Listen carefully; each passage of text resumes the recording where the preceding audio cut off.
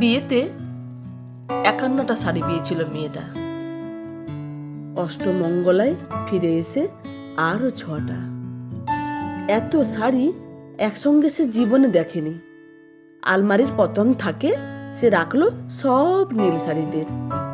হালকা নীল একটাকে জড়িয়ে ধরে সে বলল, তুই আমার আকাশ। দ্বিতীয় তাকে রাখলো সব গোলাপিদের। একটা গোলাপিকে জড়িয়ে ধরে সে বলল, তোর নাম অভিমান। তৃতীয় তাকে ৩টে ময়ূর যেন ৩ দিক থেকে ছুটে আসা সুখ। তেজপাতা রং যে শাড়িটা, তার নাম দিল বিষাদ। সারা বছর সে শুধু শাড়িই উপহার পেল। এত শাড়ি সে কি করে এক জীবনে পরবে? কিন্তু বছর যেতে না যেতে ঘটে গেল সেই ঘটনাটা।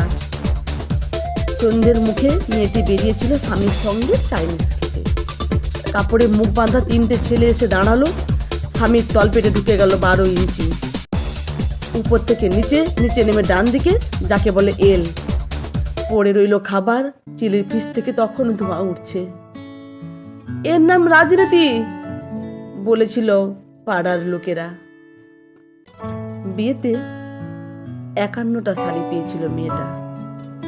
অষ্টমঙ্গলায় ফিরে এসে আরো ৬টা।